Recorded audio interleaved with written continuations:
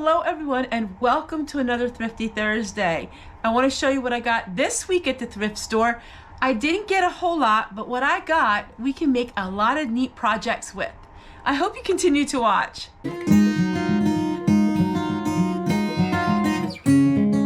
Everybody and welcome back to another Thrifty Thursday. It is so cold outside this morning, so I decided to do this part of the video indoors. So I wanted to show you that my little greenhouse. People have asked about this greenhouse and I will share the link in the description box if it's still for sale. But this is absolutely amazing. It's half the price of the larger greenhouses that you've seen me use. And I absolutely love it. It comes with its own light and it's so much fun. So let me go ahead and show you what I got first.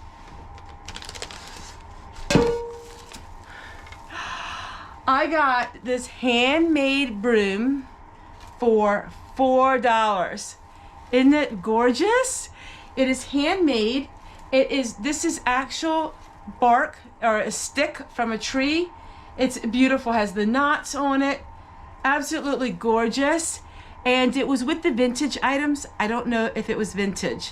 I paid $4 for this.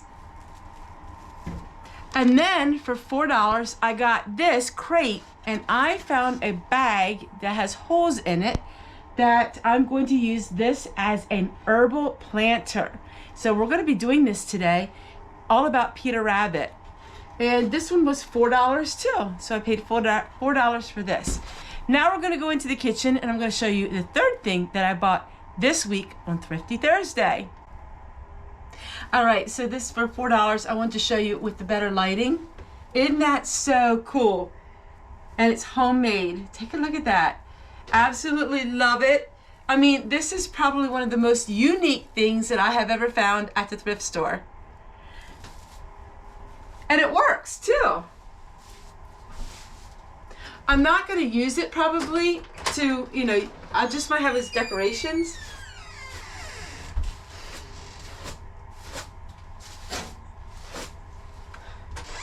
But it absolutely works amazing. So let's see. Let's go put it over here for now.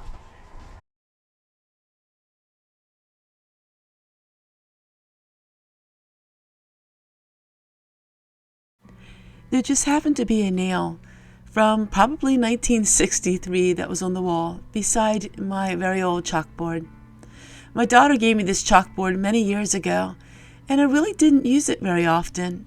But I thought what fun would be to use it and welcome everyone into my home.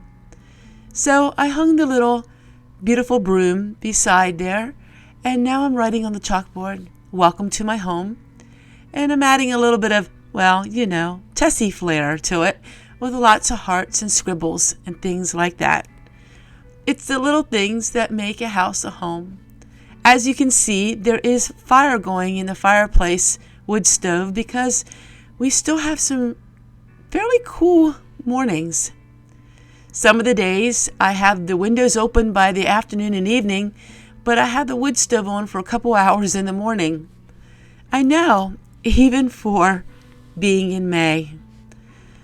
But that's what I love about the wood stove is it doesn't cost you anything, and we can have it on for even just an hour or two to take that chill out in very early morning hours.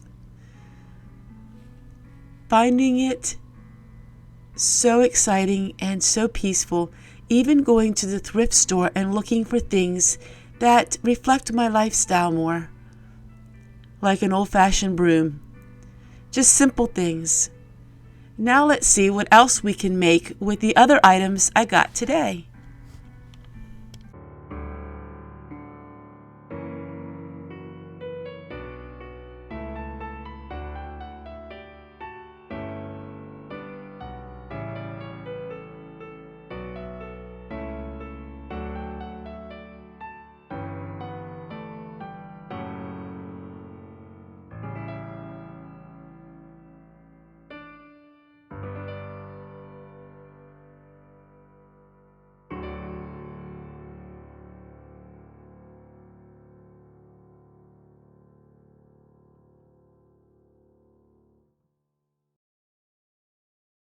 All right, so the third thing that I got was this.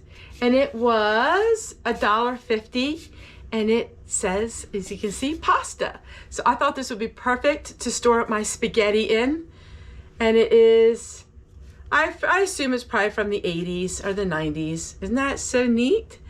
And that way I can store my spaghetti noodles in it.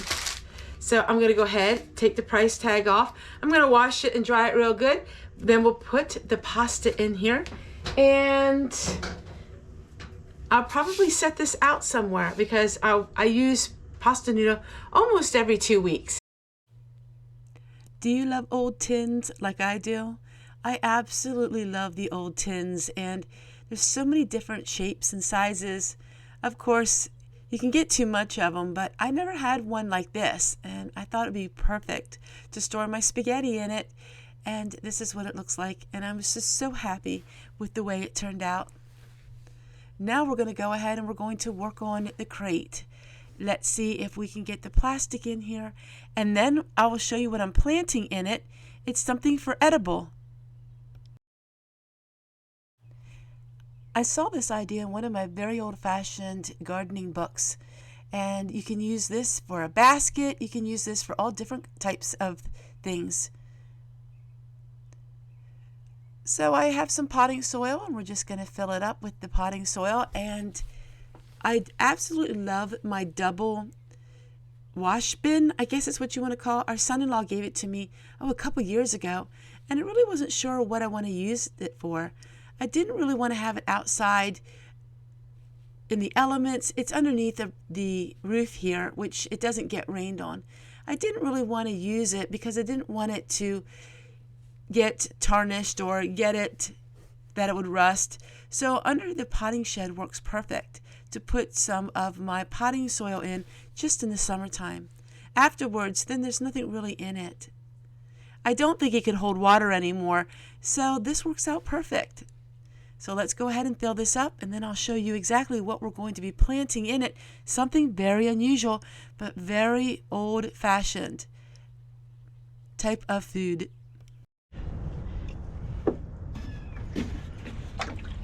I'm just going to water this first before I plant the seeds. Today we are going to be planting cress. Now cress is great for in sandwiches. It's to replace lettuce. And this is perfect for in here. Now I'm just going to go ahead and let this all settle a little bit. And in the meantime, let that all absorb that. I'm going to show you today's books. And this book here is Gardening for Everyone. And this one talks about planting things in little crates or in little drawers. Now I looked all over. I don't have any little drawer like this, but a wooden drawer that you're not using anymore would be beautiful to plant in. So we're using the crate today from the thrift store. But I love this book. This is a great book. It's one of my favorite gardening books because I love gardening books that has everyday things and it teaches you how to use them. So we're pretty much reusing it over and over again. And then we have a Peter Rabbit's children's book. Now children's books, yeah, they're childlike, but they are amazing because in Peter Rabbit are cress, and that's what we're planting today. And my husband remembers it on the farm, and so I love using children's books to get all kinds of ideas.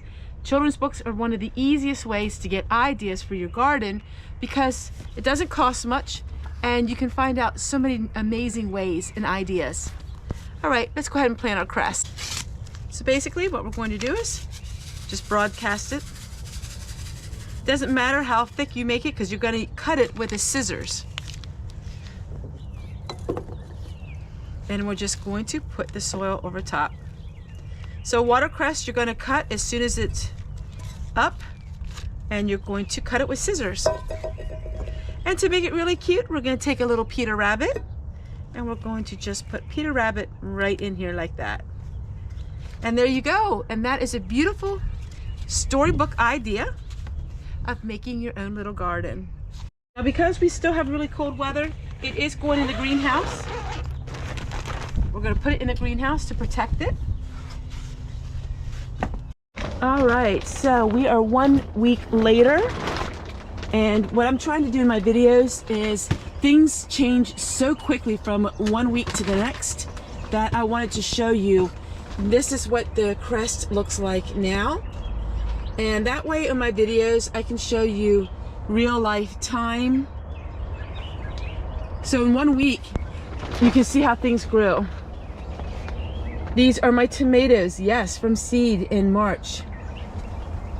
These are my tomatoes, sunflowers, and everyone, you're asking, this is the lemon verbena. I brought it all back to life. So as you can see, everything is growing, and the watercress is growing. And that's what it looks like in this greenhouse number 1. See you guys again tomorrow.